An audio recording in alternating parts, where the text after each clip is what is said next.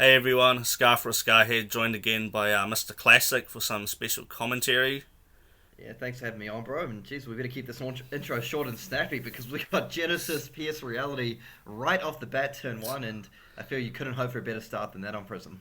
Nah, that's ideal, right? I mean, double auras, and Yeah. Dirk's got the quick answer. Just gonna flash some cards, play down the Okay. Oakenhold. Just 11 dominate, go again, bro. Geez, so that's a good way to deal with two auras. You say, you know what? I'm just gonna natural Old Fuse Hero ability turn one. I mean, it's pretty good here because then you can just hammer the Genesis, right? Because if you're going to be taking cards out of the hand, you're not too worried about them getting a frostbite, or maybe do you just want to go face for the damage? I mean, surely you just take out the Genesis, right? Yeah, I think you're absolutely correct here. This is just like the perfect start because you deal a whole bunch of damage. You kind of hope, that you hope the Prism player, in this instance, does not have, Matt Rogers, we can see coming to screen, doesn't have like an instant aura, so the effect actually gets full value. And then bam, goes the Genesis, card and Arsenal set up for Crown. Just, you're living the good life. Yeah, so it looks like he does have a couple of auras in his hand, actually. Maybe he's just... Let's see, because that is one frustrating thing sometimes. You do get the damage through, but if Matt would have pitched two cards here... Oh, well, there's the for an parable, aura. but... Oh, well, so we're not going to get the value from the Oaken. We're just going to get a decent amount of damage here, though, but...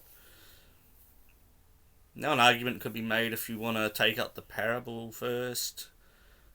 No, it's going straight to the Genesis. I know some people there would maybe want to take out something else because he doesn't have a card in his hand to get any value from the Genesis, but I think you got to deal with it, as soon as you can.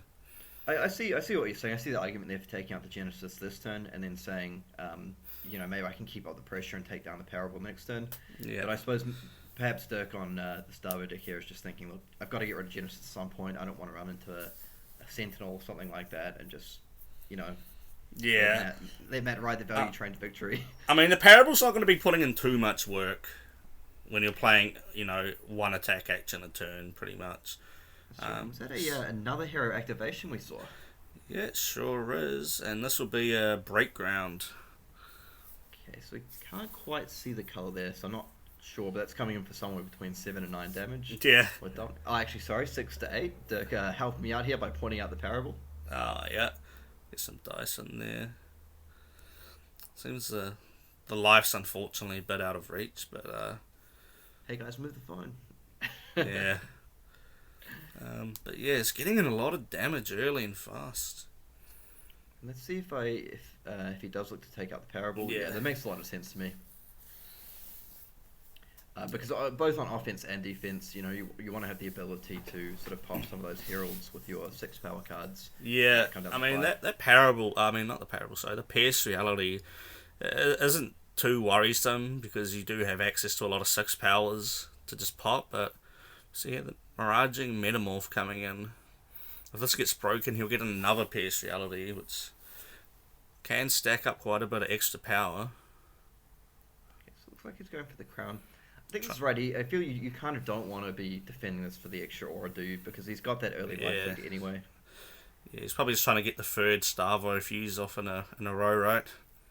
Yeah, because he got 7 damage from the first Oakenhold and then looked like 8 damage from that break round. So that's 15. So that's going to put Matt on 25 life currently.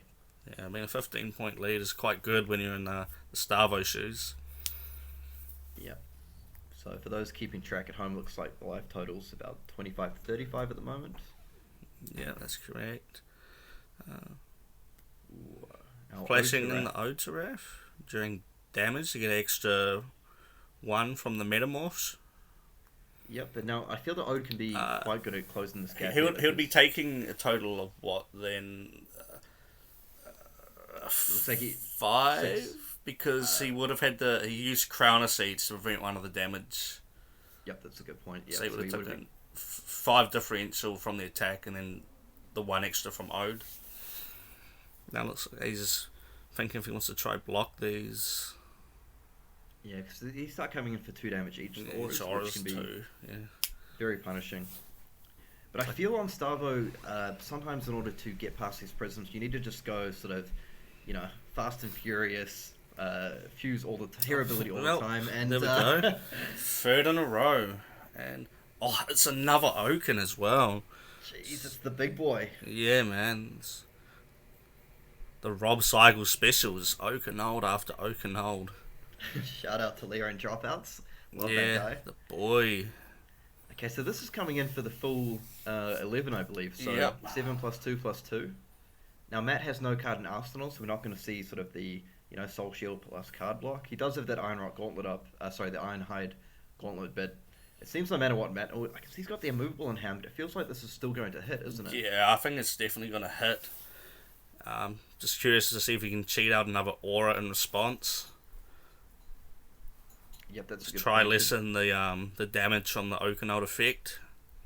Yep, that's a good point. He would need 2... So, for example, if he had 2 blues and a yellow aura, that would line up really nicely with unmovable, pitch the second blue plus tune it for an aura. Yeah, ideal. Now, I don't know how heavy these Prism decks are on blues these days, but it is possible. It's a lot of yellows there, and then the blue auras mostly make up the deck. Damn, he's just taking it to the face here. Did he? So that would drop him down to 14 life, I believe. He's taking this. Can't be too sure what's happened here because the phone's slightly out of focus. Because it looked like he went to touch the phone, maybe was just checking the life. It looks like he's still thinking on his defense here. Yeah. I mean, this is a perfect start for Dirk, right? After we saw Matt with, the perfect start. Starting off with 2 auras turn 0 and things still going downhill from there. Absolutely, and the thing is about flashing in sort of a high value aura is that your opponent still has that Winter's Wail swing up. Yeah. For example, the O to Wrath, he might be comfortable just leaving in play at the moment, thinking like the raw damage isn't my biggest problem. Okay, so we see him here going to defend off a Herald of Protection here. So this will be hitting in through 8 damage? Yep, so it's going to drop him down. Now, did he put the... I'm guessing Matt was probably wanting to hold on to the immovable here as his one card, so we'll see what he's left with. So by my count, this would drop Matt down to 17 life, I believe. Yeah, that sounds about right. And then we're going to take out the Ode to Wrath here. Yeah, okay. Yeah, that seems fair, because I feel that's a common pitfall. Sometimes it's right to go face, but you can really get yourself in trouble when you build up this life lead, you start going face with the hammer rather than clearing auras, and then your opponent stabilizes, and suddenly there's 2, 3, 4 auras you haven't dealt with, and it's a bit of a nightmare. I mean, when you're in the lead like this, I think you just don't want to leave the door open for them at all. Yeah, I think that's a really good way of putting it. Okay, so we see there, he's just going to Tunic activate the Crown. Well, this is a change. He's not slapping 3 cards down on the table. So okay, is that a lead the charge potentially in hand? Yeah, that is a lead to charge. So we're going to be seeing a Spinal Crush to the face, and then the Winter's Wail will probably take out the PS. Or there was pretty good play there, because if Matt wanted to throw down another aura in response to the Spinal Crush, it would just get eaten up by the whale. Yep, that's a good point. It looks like this whale may be going face, and I think quite so. Yeah, I do quite like this play, because with this bigger life lead, I feel you aren't, and your ability to sort of crack a number of these heroes, I feel you aren't sort of overly concerned with leaving that aura up in the spot. So he's kind of thinking, look, if you want to keep your card in hand and go down to 10 life, that kind of then sets up this window for me to actually just kill you with a couple more fused attacks. I think I definitely agree, and the fact that Matt threw 3 cards in front of the Spinal, he's not going to be able to maximise the efficiency of the PS Reality next turn anyway, so it's not a immediate threat. Now, was that an immovable he flashed up? I'm not quite sure. I didn't catch that. But that's another thing to consider here as well. From Dirk's perspective, yes, Matt has left a card in Arsenal, but he's like, well, I left you with 1 random card out of 3. So I'm sort of, it's not like you chose 1 card to leave there, so that could really be anything. I feel like, unfortunately for Dirk, I feel like that actually is the unmovable, but, he's been running pretty good so far. Yeah, and the run of the luck is not stopping anytime soon, apparently. Got another big Spinal Crush coming in. And these are good, right? Because even without the hero ability, this is just a lot of raw damage that you have to deal with. Yeah, a lot of damage, and Matt's at a very low life point, I think, 15-ish by I now? think Maybe even a little less if he's taken a couple hammers. when he did get the unmovable, okay, so that gives Matt a little bit of breathing room here. So, he's now managed to keep a couple of cards in hand. So he's just going to go for the time step potion and set up. Now, I believe we did see a Tome of Firendale from him in a previous game, didn't we? Yeah, in the game before that, he was definitely playing the time snaps in the tome. Okay, I think I spotted a Crippling Crush in Dirk's hand here. Now, he chose not to use Crown. Yeah. Okay, so it looks like you had two ice cards, so just the raw damage Crippling. I mean, nothing wrong with that, right? Absolutely not. Like that's like we say, like these are still all attacks that have to be dealt with. If your opponent doesn't have defense reacts and you got this bigger life lead, if you're committing them to blocking with, most likely 3 cards here, barring some sort of big reaction stuff, then oh no, it looks like Matt has a Prismatic Shield and Arclight Sentinel in hand, so this might be a tall order to block. But I feel like you're buying yourself time to set up these big hero ability attacks to finish off the game. Yeah, I mean, Matt's definitely in a rough spot right now.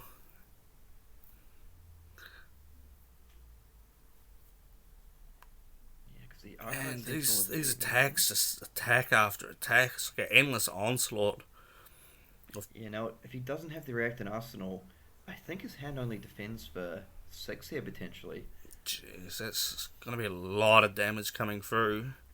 Because I think that's a Time Snap Potion, a Prismatic Shield, and an Arclight Sentinel, and that's not what you want to be holding, is it? No, Is it an Arclight? I think that might be the Cataclysm. I thought one Cataclysm, one Arclight, but I guess we will hopefully see in a moment. Yeah, well, there's the Sea Strike, that's the kids nowadays like to call it. I think... Oh, I see the Arclight, yes. Man, so he's going to be able to prevent some of the damage with the Prismatic Shield as a pseudo defense reaction there, but I think he looks like he chose to take all the damage, and then in response to the crippling, the crush effect, to go for the prismatics. Okay, yeah, that's definitely what's happened here. Man, be interesting to know what the life is now. It must be dwindling away for Matt. Yeah, by my count, Matt's down to about 6 life now, because I believe he was at 14. He took 8 from that crippling crush, and it's nice. He does have the 3 prismatic shields up. He does have the Ironhide Gauntlet, the Tunic of Neeby, and Phantasmal. But it's certainly not the spot you want to be in, I feel, from Matt's side of the board.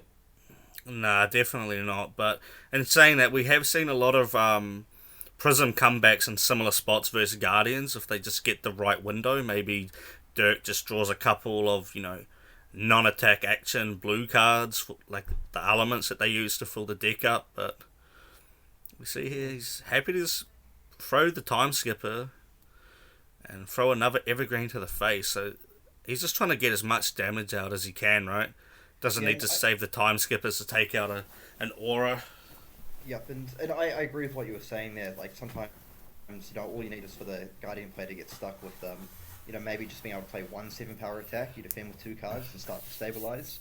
So I do quite like the very aggressive use of the Time Skippers here, saying, look, I've got the resources to make this play now. I might not on a future turn. So, you're on 6 life, deal with 7 to the face, and at least a hammer follow-up at minimum. Yeah, I like it. He's keeping his foot on the gas here. Doesn't want to, let the comeback slip, because... Yeah, I can see he's got the Tunic on 3 counters, so if he arsenals a card, he's able to set that up as well, which is nice. Yeah, so he's going to get deal with one of the prismatic shields floating there, and then going to come in strong again with the hammer to the face. Very Guardian-esque, the old school Bravo, sitting with the hammer, but this is a different animal than the old Anaphos Vanilla 6. You're definitely right there. And one nice thing for Matt is if he does have the time in Arsenal, I'm not necessarily sure he does, but he can defend this for 3 here, and the shield will eat up the last point of damage, so he won't have to deal with the frostbite. Yeah. I mean, that if that is tome, then he can make a couple of plays, especially with having the count on the tunic to pay for the tome, gain some life back, and try and make a pushback from there. Yep, and I feel like that's the point you were sort of alluding to earlier about Prism having the ability to come back from these seemingly like incredibly bad board states or life totals and just throw a bit of a spanner in the works. But I think full credit to Dirk, he's foot on the gas. Yeah, he's not leaving any window open, which is the correct thing to do here. And I like this as well because it's I can't see. So if it's 3 counters on the tunic, Phantasmal plus a 3 block, yep. I like this. What are your thoughts here? I kind of like this idea of keeping these spectrals alive, kind of as you mentioned, as pseudo defense reactions for later on. Yeah, I mean, well, that definitely means that it's not a tome in the arsenal, right? If he's using the tunic resource to keep a shield alive. Unless he's trying to save it for a later turn, maybe, where he's not getting attacked twice. So we can maximise the amount of cards. Bit of a dangerous game to play, though. Oh, yeah, I think that's the Oaken as well. Yeah, that's the 3rd Oakenol and the 5th STARVO activation for the game, and this hasn't been that many turns. And yeah, we're seeing. I think we saw a bit of a reaction from Matt there. I think he's sort of chuckling to himself, like, sometimes this happens. That's another attack coming in for 11 dominate. This is just the game plan of STARVO, right? Just throw out all these attacks with dominate, and there's next to nothing that the other player can really do about it if you draw them, right? There's nothing you can really do to stop this unless you can, play out some threats that need blocking. Otherwise, STARVO is quite happy to just take any damage and then retaliate with these massive monsters. And I think I see 2 auras in Matt's hand, which means, was that 3 auras? Oh man, if that's 3 auras, then this is pretty much close to being all she wrote from this attack alone, right? Yeah, because with the dominate built in as well, if he doesn't have that defense reaction in Arsenal, it's going to be very tough to stop this attack. You got the prismatics, the Ironhide gauntlets, like I mentioned, the footsteps, but I mean, so if we look at the equipment here, it's 1, 2, 3, 4, plus the spectral shields, 5, 6. So you block up to 9 without a defense react here, but it's still pretty rough. You're still taking 2 damage. You're ending up with no hand, even if you play an aura out, and you've still got at least a hammer follow up coming in. Yeah, so. There's still something coming after this as well. So pretty rough here. Yeah. In fact, if I think about it here, if Matt is on, I can't remember if he's on 6 or 8 life, bit hard without the phone. But if he's on 6, it seems like he's facing down lethal here with no defense reaction. If he's on 8, survive. No, Dirk still has... flashed us a card there, but couldn't make out what it was. And still got that tunic up. He can't that card from Arnold to even dig for just another 7 power. Yeah, another big attack. 3 auras, you're right. 3 auras and the Herald of Protection.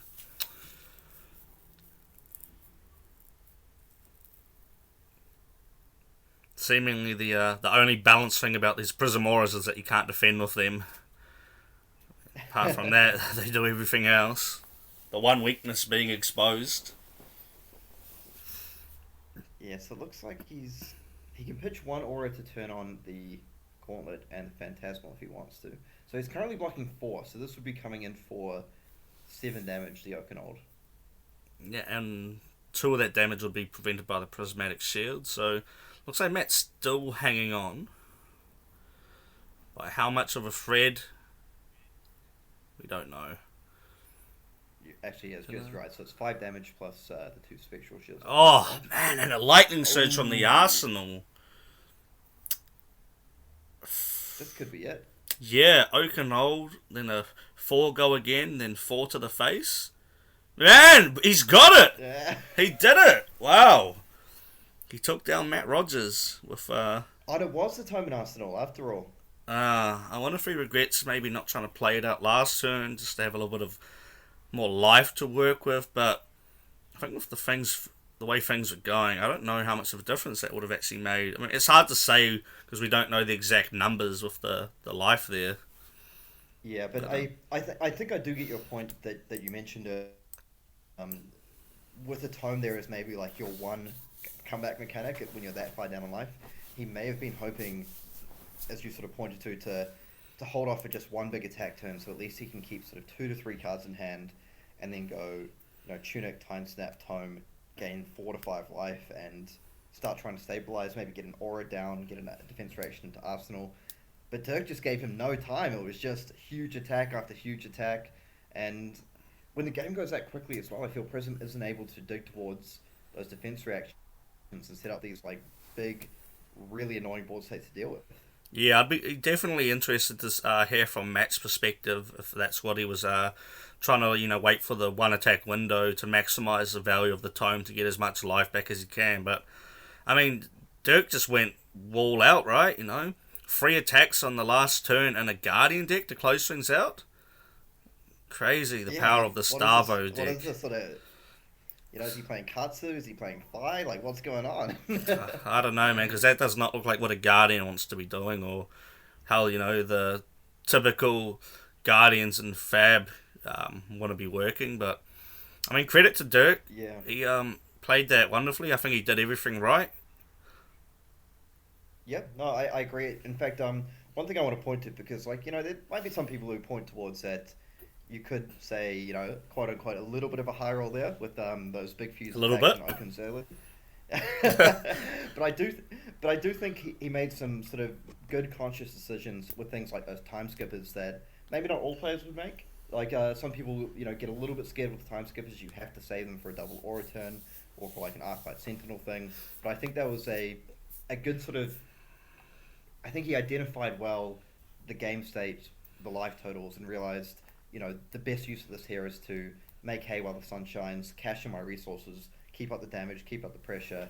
Don't leave Matt with cards in hand to give him an out something like, Tome or draw into his defense reacts. Yeah, I 100% agree. He made a lot of right decisions that game that probably decisions that went against maybe his initial game plan heading into the matchup. But he saw, with the circumstances at hand, he made the right decisions on the fly. And, maybe, you don't need to save them for the double aura when you're up nearly 30 health. Let's just keep on the pressure, use them aggressively, and then he was rewarded by having a free turn attack to follow that up with. Things just seem to go his way. Yeah. That's just sometimes how it goes in that matchup, I see. Yeah, the Lightning Surge was really proving its worth there. Sort of great card to play into Prism. Yeah, and speaking of game plans, I'm sure Matt had a pretty good defensive game plan to come into that game as well. But to quote Mike Tyson, the famous box, everyone's got a plan until they get punched in the face. Yeah, definitely. And I mean, 3 Oakens Shoes is one hell of a knockout punch, right? Yeah, exactly. And even after that, I feel like to lead the charge into the Spinal Crushers, into the Crippling Crushers.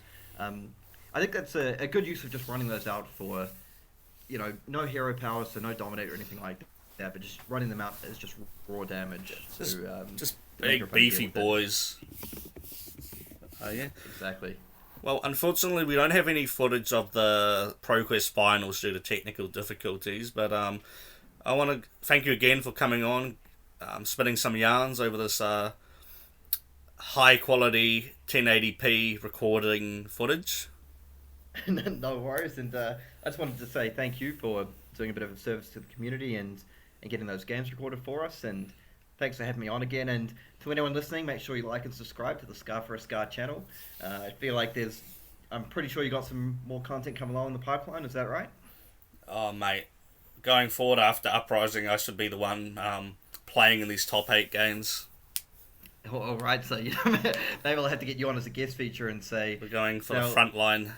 Yeah, say, now walk me through how you won this final, and you say it's easy. Yeah, might have to chuck it on the old Session Blood revival. Yeah, quite possibly. And speaking of, I heard rumours that there may be a potential interview at some point with the Bolton boys, the recent Sydney Calling champions. Oh, really? That would be interesting. The Bolton boys. And I think that Scar for a Scar guy predicted their win during the first 2 rounds of day 1.